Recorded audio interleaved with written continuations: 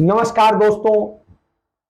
आज सवाल है कि सत्यमेव जयते लिखें या न लिखें, क्योंकि सत्यमेव जयते लिखने वाले आज जेल जा रहे हैं और जो असत्यमेव जयते है वो राज कर रहा है, वो हर जगह बैठा हुआ है। आज हम 3 विषयों पर आपके साथ चर्चा करना चाहते हैं। एक, राष्ट्रवाद का जो एक पूरा प्रोपेगेंडा खड़ा किया जाता है उसको लेके, क्योंकि वो राष्ट्रवाद भी बड़ा बदला हुआ सा है। एक दूसरा विषय है सांप्रदायिकता, धार्मिक सांप्रदायिकता, जातीय सांप्रदायिकता जो नफरत में बदल चुकी है। और तीसरा, क्या भारत में कानून का शासन बचा है? क्या भारत की अर्थव्यवस्था सुरक्षित है? और क्या भारत, मैंने जैसे कल कहा था, श्रीलंका की दिशा में बड़ी तेजी में बुलेट ट्रेन से नरेंद्र मोदी श्रीलंका की तरफ ले जा रहे हैं। तो इसी पर हम चर्चा करें तो आज हम सबसे पहले न्यायपालिका से ही चर्चा करते हैं, क्योंकि हमारा सर्वोच्च मंदिर, जिसे चंद दिन पहले इन राष्ट्रवादियों ने, इन भगवाइयों ने और इन नफरती लोगों ने नाम दिया था सर्वोच्च कोठा, सुप्रीम कोर्ट। अब आप समझिए, मुझे इस शब्द पर शर्म आती है। ऐसे शब्द प्रयोग नहीं करने चाहिए किसी भी न्यायपालिका के, लेकिन हो रहे हैं। क्यों हो रहे हैं? क्योंकि सुप्रीम कोर्ट कुछ ऐसा कर रहा है जिसके कारण हो रहे हैं। अब आप एक चीज समझिए, सुप्रीम कोर्ट की भूमिका को लेकर के समझिए, अदालतें बहुत सारे मुद्दों पर फैसले सुनाती हैं। अध्याय 9 में जुडिशियरी का जिक्र है और इसमें क्या है कि जो फैसले सुनाती है जुडिशियरी, उसे मोटे मोटे तौर पर जो बांटा जाता है, एक तो नंबर 1 वो विवादों का जो है निपटारा करती है, चाहे वो न्यायिक व्यवस्था हो, नागरिकों से संबंधित हो, राज्यों से संबंधित हो, केंद्र और राज्य से संबंधित हो, या इन सब चीजों से संबंधित हो। तीसरा, वो न्यायिक समीक्षा करती है। न्यायिक समीक्षा किस तरह? संविधान की व्याख्या का अधिकृत रूप से अधिकार जो है न्यायपालिका के पास है, और इस कारण न्यायपालिका को ऐसा लगता है कि संसद द्वारा पारित किया गया कोई कानून या संविधान के आधारभूत ढांचे का उल्लंघन है तो उस कानून को वो रद्द कर सकती है। इसे न्यायिक समीक्षा कहा जाता है। इसीलिए माना जाता है कि कोई संविधान को इस तरह से मूल ढांचे को नहीं बदल सकता है, और कानून की रक्षा और मौलिक अधिकारों का क्रियान्वयन यह उसका एक है। और इसके लिए अगर देश के किसी भी नागरिक को ऐसा लगता है कि उसके मौलिक अधिकारों का उल्लंघन हुआ है तो सर्वोच्च न्यायालय या उच्च न्यायालय जा सकता है। यहां तक की घटना है कि चाहे खेतिहार हो, चाहे कोई और हो, मतलब जो भी व्यक्ति हो, वो जा सकता है। और संविधान के अनुच्छेद में प्रत्येक नागरिक को जीवन का मौलिक अधिकार दिया गया है और इसमें स्वास्थ्य का अधिकार भी शामिल है। तो ऐसी स्थिति में इसको जा सकते हैं। एक फैसले में हाकिम शेख के फैसला हुआ था और उसमें दिया था कि मुआवजे का भी अधिकार है आपको। तो प्राथमिक स्वास्थ्य और सारी स्थितियों को लेकर के रोगियों के उस पर विशेष ध्यान दिए जाने की जरूरत है, इन सब चीजों के। और इसीलिए हमारे देश में न्यायपालिका को बहुत ज्यादा स्वतंत्र बनाने की कोशिश हुई थी यह स्थिति। लेकिन अब क्या हो रहा है, अब आप सुन लीजिए।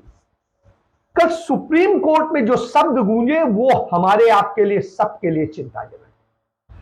बजरंग मुनि सीतापुर में है, बेसिकली प्रतापगढ़ का रहने वाला है। वहां आकर के उसने एक डेरे पर कब्जा कर लिया, एक मंदिर पर, और कब्जा करने का उसका भी मामला चल रहा है। उसके ऊपर कई लोगों के हमले के मामले चल रहे हैं, कई आपराधिक मामले, और उसने यहां अपने अपराध को भगवा पहन करके छिपा लिया। और उसने क्या कहा, एक मुस्लिम समुदाय की महिलाओं के लिए उसने कहा कि इनके साथ में बलात्कार कीजिए, इनके साथ ये कीजिए, सार्वजनिक रूप से कीजिए। जाने क्या क्या गंदे शब्द बोले, ऐसे शब्द बोले जिनका पूरा जिक्र करना हमारे लिए मतलब दुखद होगा, इतनी नफरती बातें बोले। लेकिन सुप्रीम कोर्ट में भारत सरकार के वकील, उत्तर प्रदेश सरकार के वकील ने क्या कहा, वो आप जाने। उसने कहा कि माननीय, आदरणीय, पूजनीय, प्रतिष्ठित बजरंग मुनि जी महाराज, इनको इसी मामले में गिरफ्तार भी किया गया था, लेकिन अदालत ने इमीडिएट चंद दिनों में ही जमानत दे दी। और इस तरह जब उन्हें गिरफ्तार किया गया, जेल में थे, तो इस तरह से प्रस्तुत किया गया कि एक बहुत बड़ा वीर स्वतंत्रता आंदोलन के लिए जैसे जेल गया हो और वहां से आ रहा हो, तो इस तरह का पेश किया गया। ये वैसा ही स्थिति थी जैसी आपको याद होगा बुलंदशहर में हुआ था। बुलंदशहर में एक हिंदू इंस्पेक्टर को मार डाला गया था और उसको मार डालने वाले भी भगवाधारी थे, और वो जब जेल से छूटे तो ऐसे ही प्रदर्शन निकला था, जुलूस निकला था। आपको याद होगा कि जब हाथरस में एक हमारी बेटी के साथ में सामूहिक रेप हुआ था, तो रेप के मुलजिमों को बचाने के लिए भगवाधारी एकदम से खड़े हो गए थे, पंचायतें कर रहे थे और तमाम बवाल कर रहे थे। बाद में सीबीआई ने ही प्रूव किया कि हाँ वही है। सरकार बचाने पे तुली थी, और सरकार में जो इस समय भी एडीजीपी है लॉ एंड ऑर्डर, वो तब भी पहले ही क्लीन चिट दे चुके थे, कोई भी जांच कंप्लीट हुए बिना। तो आप ये समझिए यह स्थिति। तो जहां बजरंग मुनि को इज्जतदार बताया जाता है, उनके जैसे तमाम सारे और भी हैं, इतने नाम है कि मैं क्या नाम लूं, उन सबको इज्जतदार आदरणीय बताया जाता है। वहीं दूसरी तरफ मोहम्मद जुबैर जो झूठ का सच करता है, दूध का दूध पानी का पानी करता है, वो उसको जब होती है तो उसको क्या होता है, उसे नफरती बताया जाता है, उसे देश के लिए घातक बताया जाता है, उसे जाने क्या क्या बताया जाता है। आप समझिए। और अदालत की स्थिति यह है कि नफरत फैलाने वाले जो है, उसको खबर बनाने वाले, झूठी 100% झूठी खबर बनाने वाले को जो है सरकार, जो अदालत है, वो उसे जमानत दे देती है, उसे स्टे दे देती है, उसकी गिरफ्तारी पर रोक लगा देती है। वहीं जो ये रोहित रंजन है, जी न्यूज का वो है, जी न्यूज में झूठी खबर चली। इसके पहले आपको याद होगा, बहुत समय पुरानी बात है, जब जिस समय जो उमा भारती हैं, वो भारतीय जनता पार्टी में एक बड़ी नेता थी और वो बेंगलोर गई थी, और उनके बारे में उड़ाया गया था कि वो गोविंदाचार्य के साथ उन्होंने वहां शादी कर ली, और इस खबर को जी न्यूज ने ही उड़ाया था। और उसके बाद में किस तरीके की स्थितियां हुई थी, फिर जी न्यूज ने माफी मांगी थी, कमोबेश उसी तरीके की स्थिति है। और जी न्यूज ये चीजें लगातार करता है, साजिशन करता है, और भारतीय जनता पार्टी के लोग उसी साजिश को आगे बढ़ाते हैं, आगे ट्वीट करते हैं, आगे फॉरवर्ड करते हैं, और झूठ सच को पहचानना भी नहीं चाहते हैं। और जब झूठ सच का खुलासा हो जाता है तब भी वो नहीं रुकते हैं। इसके लिए राज्यवर्धन सिंह राठौर, जो सूचना प्रसारण मंत्री थे नरेंद्र मोदी सरकार में, उन्होंने इसको बहुत बड़ा झूठ बताया। ये समझिए नफरत का खेल जो खेलते हैं, उन्हें उनकी गिरफ्तारी पर रोक लगा देती है सुप्रीम कोर्ट। वो जो है यूपी पुलिस के साथ में मिलकर के, नोएडा गाजियाबाद पुलिस के साथ मिलकर के, यूपी की सरकार के साथ मिलकर के किस तरीके से साजिश करते हैं, और अदालत के आदेश की नाफरमानी होती है और उसको पालन नहीं होने देते हैं, उनकी उस पर सुप्रीम कोर्ट कुछ नहीं कहता है। सुप्रीम कोर्ट बस रोक लगा देता है, क्योंकि वो सत्तारूढ़ दल के लिए नफरत फैला रहे थे, अपने लिए नहीं फैला रहे थे, क्योंकि सत्तारूढ़ दल के लिए फैला रहे थे, इसलिए उनके गिरफ्तारी पर रोक लग जाती है। वहीं जब जुबैर को जमानत भी दी जाती है, तो कहा जाता है कि यूपी के सीतापुर में जो मुकदमा दर्ज किया गया उसमें 5 दिन की जो है जेल वो दी जा रही है जमानत, अंतरिम जमानत, और उसके बावजूद वो जेल से नहीं छूटेंगे। जमानत का कोई फायदा नहीं, और उनको उसके बावजूद नहीं छूटेंगे, और उनके ऊपर तमाम शर्तें लाद दी जाती हैं, और वो दिल्ली पुलिस की कस्टडी में रहे। तो आप समझ सकते हैं कि कैसी अदालत है हमारे यहाँ। अब क्या इंसाफ होने लगा है। इसके बाद में आप देखिए तीस्ता सीतलवाड़ है, जो नाइंसाफी के खिलाफ लड़ती थी। गुजरात के डीजीपी रहे श्री कुमार हैं, जो नफरत के खिलाफ और जिस तरीके से ये झूठ और उसकी आंधी थी, हिंसा और आतंक के खिलाफ लड़ते हैं, और ये लोग नाइंसाफी के खिलाफ आवाज उठाते हैं, लड़ते हैं, इनको जेल में डाल दिया जाता है।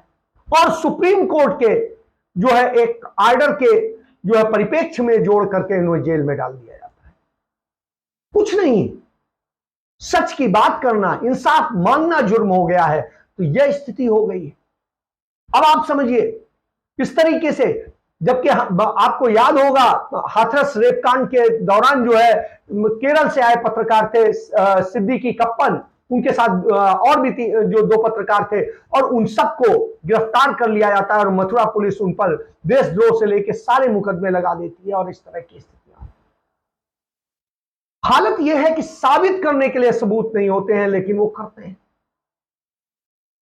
कभी भी किसी को भी कहीं से भी आप गिरफ्तार कर लिए क्योंकि उसने सच बोला है, और जो सच बोलेगा वो दुश्मन है भारतीय जनता पार्टी सरकार का, आरएसएस का। और सच बोलना गुनाह है। यहां पर तो किसी को, कोई हिंदू पैदा होता है उसे मुसलमान बता देते हैं, जो मुसलमान पैदा होता है उसे कुछ और बता देते हैं, पारसी को मुसलमान बता देते हैं। तो इनका तो अपना चलता है। लेकिन स्मृति ईरानी जो है वो जो है प्योर हिंदू हो जाती हैं। उसके बाद में यदि आप बात करेंगे जो जिस तरीके से नफरत फैलाने वाले हैं, अमरावती की सांसद हैं, वो जो है हनुमान चालीसा पढ़ के हिंदू बन जाती है। तो अजीब सी स्थिति है। क्या हम सनातन धर्म को समझते हैं? और ये स्थितियां हो तो आप समझ लीजिए क्या हो रहा है। आज हिंदू आराध्यों के नाम पर जिस तरीके से नफरत फैलाई जा रही है, तो आप समझ लीजिए इस पे एक चीज याद आती है कि क्या चीजें हैं और क्या कहा जाता है, मूर्ख को 2 ठो पैसा दे दो, बुद्धि मत दो। और महुआ मोइत्रा ने बुद्धि देने की कोशिश की तो उन पर मुकदमा दर्ज हो गया। अब आप समझ लीजिए, पुरखों के इस मशविरे पर हर व्यक्ति को आज गौर करना पड़ेगा कि मूर्खों को बुद्धि मत दीजिए, उन्हें भले पैसे दे दीजिए। तो साहब ये है, अगर अंधेर नगरी चौपट राजा हो तो फिर यही होता है और वही हो रहा है। और ये सब विधि सम्मत तरीके से किया जा रहा है। किस तरीके से विधि का, कानून का, जिसे कहते थे कानून का राज, तो कानून का राज जो है उसके लिए चल रहा है, मूर्खों के लिए चल रहा है। मूर्ख लाठीधारी हैं और उनको स्थिति यह है कि उनकी लाठी भाई बनी रहने दो। तमिल फिल्म निर्देशक है लीना मणि मेखलाई, और इन्होंने जैसे जो अपना पोस्टर जो बनाया, फिल्म का पोस्टर बनाया और उसको किया, उसको लेकर के जिस तरीके से नफरत का हुआ, जबकि हमारे हिंदू धर्म में कहीं पर शाकाहार होता है, कहीं मांसाहार होता है, कहीं दूसरी तरीके से होता है, खान पान और सारी चीजें वो है, और वही भगवान को भी भोग लगता है। तो जब भोग लगता है वो, तो गलत कैसे हो सकता है? भगवान शिव को तमाम नशे चढ़ाए जाते हैं, भैरव बाबा चढ़ाए जाते हैं, काली मां को चढ़ाए जाते हैं, और क्योंकि उनको वैसे ही करते हुए दिखाया गया है। तो उस स्थिति में, लेकिन अब क्या है, आप ऐसा करेंगे तो गाली गलौज होगी, बलात्कार की धमकी मिलेगी, बलात्कार कर दिया जाएगा, हत्या कर दी जाएगी, गला काट दिया जाएगा। ये सब हो रहा है, और ये दोनों तरफ से हो रहा है, एक तरफ से नहीं। हर तरफ नफरत के लोग मौजूद हैं, कहीं ज्यादा है कहीं कम है, बस इतना सा। तो आज बहुसंख्यक समाज में ज्यादा हो गए। आज हम जाहिली का इस तरह शिकार हो गए हैं कि हम किस तरीके से कर रहे हैं और क्या कर रहे हैं। आज आप समझिए, मुसलमान दुकानदार बेचारा रद्दी में अखबार खरीदता है और उसमें लिफाफे में लपेट करके, यदि कोई वो उसके यहां जो सामान खरीदने आते हैं, यदि वो मीट बेचता है तो मीट भी देगा। तो उसने दिया तो आपने कहा कि नहीं, इस पे मुकदमा दर्ज कर दो, गिरफ्तार कर लिया गया। क्यों? क्योंकि उस अखबार में उसने दिया था, उसमें भगवान की फोटो बनी। तो भाई आप अखबारों को रोक लगा दीजिए ना, क्यों भगवान की और धार्मिक फोटो नहीं छापेंगे? तो तब तो आप छपवाने जाते हैं अखबारों में, देते हैं, पैसा भी देते हैं, विज्ञापन भी देते हैं। तो ये समझ लीजिए तो क्या है, व्यवसायिक इस्तेमालों में भी इस तरह से स्थिति हो गई है। अब अनुष्ठान को देखें तो ब्राह्मण देवता जो है भूमि पर है, लेकिन उनका यजमान ऊंची कुर्सी पर विराजमान है। तो ये भी हो रहा है। आपने देखा किस तरह अमित शाह बड़ी कुर्सी पर बैठे हुए हैं, और जो ब्राह्मण देवता कहा जाता है, पूजा कराते वक्त तो वो बड़ी चीज होते, बड़े से बड़ा व्यक्ति हो तो उसके पांव छूता है। कि बेटा पूजा करा रहा हो और बाप यजमान हो, तो उस स्थिति में बाप को भी अपने बेटे के पांव छूने चाहिए, दक्षिणा देनी चाहिए, सम्मान देना चाहिए। यह हमारा धर्म कहता है। तो उस स्थिति में पीठासीन का भी वो अपमान करते हैं, और वो अच्छे हैं, वो धर्मवादी हैं। खैर, तो आप ये स्थिति है।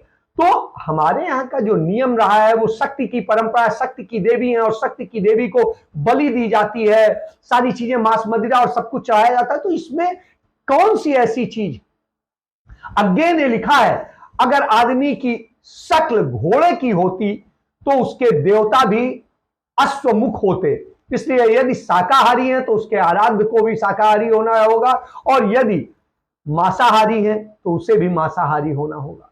तो ये तो हमारे धर्म में है, आप इसको क्या डिफाइन कर रहे हैं और कैसे कर रहे हैं? तो ये स्थितियां जब हो, सप्तचंदी का आप दुर्गा सप्तशती का पाठ पढ़ लीजिए और उसमें मधुपान की बात कही गई है, कैसे कही गई आप देख लीजिए। अब आप ये समझ लीजिए कि जो जिस तरीके से उन्हें वो दिखाया गया है, उसमें खुद कहा गया है भारतीय भाषाओं में तमाम चीजों में चेंज है, तमाम जगह पे तमाम मैथिली ब्राह्मण किसी तरह से करते हैं, बंगाली किसी तरह से करते हैं, जो दूसरे और हैं वो दूसरी तरीके से करते हैं, मुसलमान भी उसी तरीके से, कहीं शाकाहारी है, कहीं मांसाहारी है, कहीं वो कुछ करते हैं। तो ये सारी चीजें सामान्य सी, द्रविड़ लोगों का अलग तरीका है।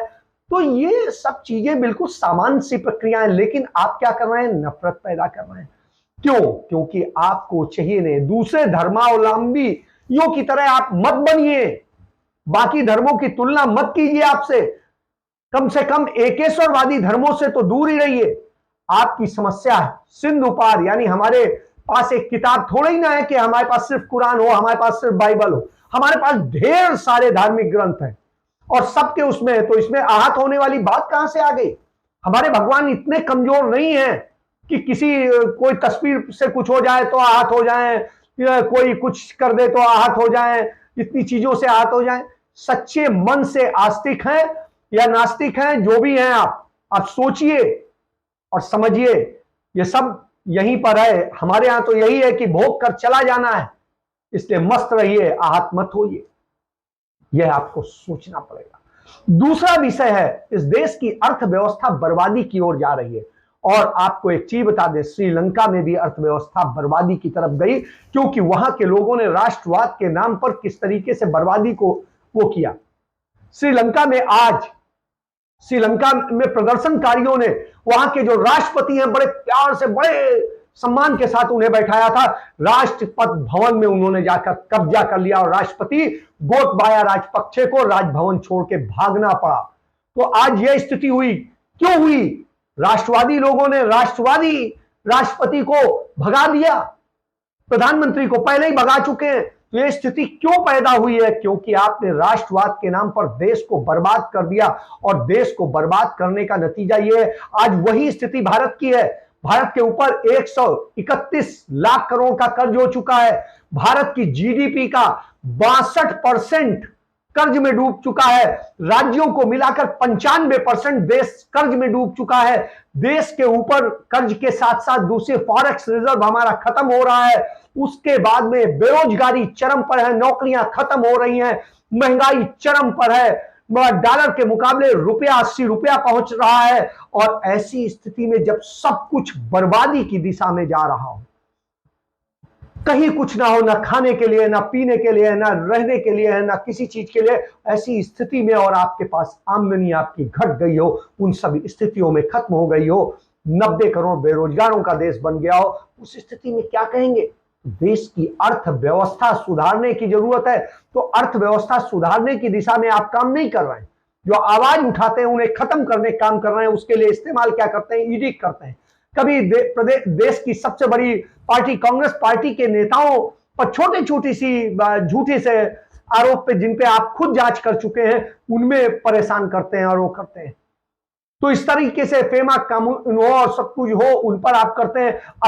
अब आपने एमनेस्टी इंडिया और उसके पूर्व सीईओ आकार पटेल पर 61.72 करोड़ रुपए का जुर्माना लगाया, 10 करोड़ रुपए का जुर्माना आकार पटेल पर लगाया है। और आरोप क्या है कि उन्होंने विदेशी जो है फेमा के तहत जो है वो लिया, चंदा लिया, और उस पर है विदेशी चंदा लिया।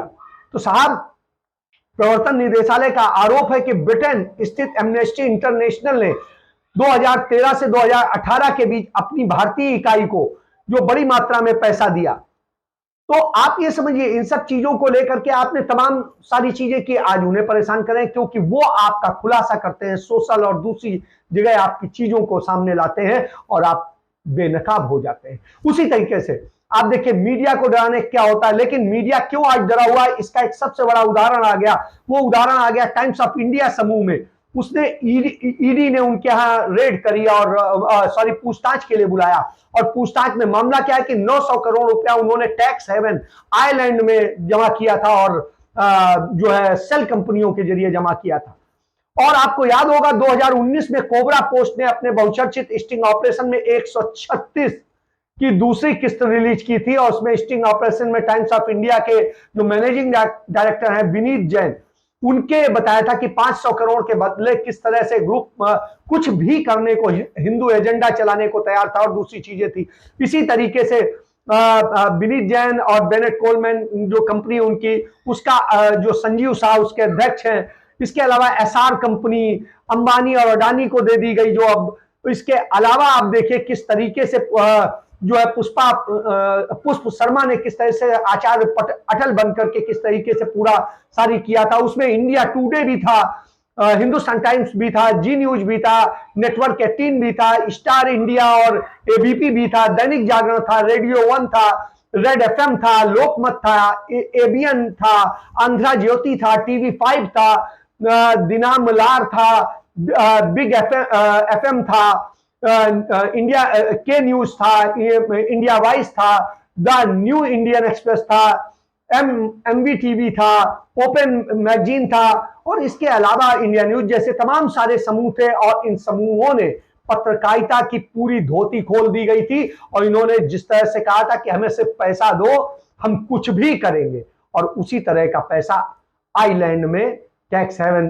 कंट्री में जमा हुआ और वो टाइम्स ऑफ इंडिया समूह के पास आया, उस पर मामला है। तो एक तरफ तो इन लोगों को परेशान किया जाता है, दूसरी तरफ ये स्थिति है। इसको लेकर आकार पटेल ने बड़ी अच्छी बात कही। उन्होंने कहा ईडी कोई ईडी सरकार है, न्यायपालिका नहीं, हम इसका मुकाबला करेंगे और जीत हासिल करेंगे।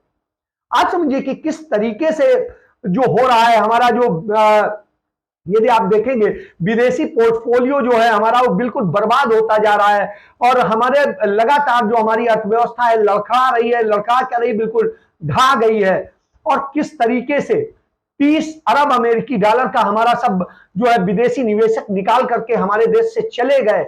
इसमें भारतीय रुपया लगातार धड़ाम हो रहा है। और इसके बाद में फॉरेक्स की स्थिति यह है कि जो 2 अक्टूबर दीपावली के समय में, जो 2021 में दीपावली के समय में 642 अरब अमेरिकी डॉलर था, वो जो है 50 अमेरिकी अरब डॉलर घट गया है। और स्थिति यह है कि भारत बुरी स्थिति में पहुंच गया और अप्रैल में जो देनदारी है उसके बाद में बर्बादी की दिशा में जाएगा। एक और बात करता हूं, राष्ट्रवाद की ही बात करता हूं। राष्ट्रवाद की बात हमने बताई आपको कि किस तरीके से श्रीलंका में राष्ट्रवाद के नाम पर गोटबाया राजपक्षे और राजपक्षे परिवार को पूरा स्थापित किया था वहां की सत्ता में। वहां की जनता ने भारी बहुमत दिया था। आज इन्हीं अर्थव्यवस्थाओं की बर्बादी के कारण उन्हें बर्बाद कर दिया, उन्हें भगा दिया है। वहां की जनता ने खदेड़ लिया है, घर से निकाल बाहर किया है, भागे घूम रहे हैं। वही स्थिति। उसी तरह राष्ट्रवादी थे आबे, और आबे जो शिंजो थे वो भी राष्ट्रवादी परिवार से थे। और आबे के दादा नोबुस्के किसी भी जापान के प्रधानमंत्री थे और दूसरे युद्ध में जापानी अपराधों को स्वीकार करने के बजाय देश को राष्ट्रवाद में झोंकने का उन पर आरोप लगाया जाता है। और उनके कार्यकाल में उनके पिताजी भी जो है आबे सोंजे के पिताजी भी विदेश मंत्री रहे, वित्त मंत्री रहे। तो इस तरह की स्थितियां हैं और वो रहे और उन्होंने राष्ट्रवाद का पूरा चलाया। और स्थिति हुई, जापान का संविधान अमेरिका के अफसरों ने लिखा और 3 मई 1947 को यह लागू हुआ। तो आप समझिए कंजर्वेटिव आबे का लिबरलों ने घोर विरोध किया और कोरिया और चीन आबे से बहुत नाराज हुआ और दोनों जापानी युद्ध तक झेलना पड़ा था। आपको याद होगा जापान का कानून उसे जंग में कूदने की इजाजत नहीं देता है, लेकिन उसके बावजूद जो है स्थिति यह है कि जापान अपने अति राष्ट्रवादी उसके बूते खड़ा था। और स्थिति यह हुई कि पीएम की सीधा पर आबे का खासा असर है और आबे अपने दादा के समान देश की इकोनॉमी को संवारना चाहते थे और मगर कामयाब नहीं हो सके, क्योंकि राष्ट्रवाद के चक्कर में उन्होंने जो किया, क्वाड गठजोड़ बनाने का उन्होंने एक बड़ा काम किया जिससे इकोनॉमी के जो तमाम सारी कमजोरियां थी उन्हें छिपाया जा सके। भारत ने भी इसके बूते अपनी कमियां छिपाई हैं। और चीन और दूसरी जगह पर जिस तरीके से आतंकवाद का डर दिखाकर 2020 तक राज करते रहे और फिर हमारे भारत के प्रधानमंत्री की तरह मोदी इकोनॉमिक्स जो है उसी की तरह आबे इकोनॉमिक्स भी था। और लोन बांटना, वित्त व्यवस्था को आसान बनाना, ढांचागत सुधार के नाम पर अपने लोगों को रुपया बांटना, लूट करना, ये सारी स्थितियां आई। और जब वो नहीं संभाल सके 2020 में, तो फिर उन्होंने सत्ता छोड़ दी बीमारी का बहाना देके। आप ये समझ सकते हैं, 6 बार ये चुनाव जीते थे। आबे ने शिक्षा को लेकर के बहुत काम किया, मगर आज शिक्षा के मामले में जापान का नाम दुनिया में ऊपर है, लेकिन राष्ट्रवाद के नाम पर उन्होंने जो जहर बोया, और उसका नतीजा यह हुआ कि वहां बर्बादी की स्थिति आई, और उसी कारण वहां पर उनकी हत्या कर देता है। और हत्या करने वाला कौन होता है? वहां अग्निवीर होता है। तो आप समझ लिए, आबे को पश्चिमी जापान के नारा शहर में एक चुनावी सभा के दौरान, अग्निवीर इसलिए कह रहा हूं, वो भी नेवी में उसी तरीके से कॉन्ट्रैक्ट भर्ती वाला ही व्यक्ति था, उसने गोली मार दी। हत्यारा 2000 के दौरान 3 साल के लिए नौसेना में रहा था, उसका कट्टा लेकर के आया था, क्योंकि वहां असलहों पर बैन है। और भारत शिंजो आबे को पद्म विभूषण से सम्मानित करता है। तो आप समझ सकते हैं कि राष्ट्रवाद, अति राष्ट्रवाद जो आपका है, राष्ट्रवाद ये नहीं है। राष्ट्रवाद तो नेहरू का होता है। आपको पढ़ना चाहिए भारत एक खोज, डिस्कवरी ऑफ इंडिया, जो कहता है राष्ट्र क्या है। राष्ट्र को समझिए, फिर उसका वाद कीजिए। तो इस तरह से, लेकिन आज राष्ट्रवाद भी है, जातिवाद भी है, धर्मवाद भी है, और इन सब को मिला करके नफरतवाद, और इस नफरत में हत्याएं भी हो रही हैं, बर्बादी भी हो रही है। तो इस बात पर आपको चिंतन करना चाहिए, गंभीर चिंतन करना चाहिए। इसके साथ मैं चर्चा समाप्त करता हूं। जय हिंद, जय भारत, वंदे मातरम।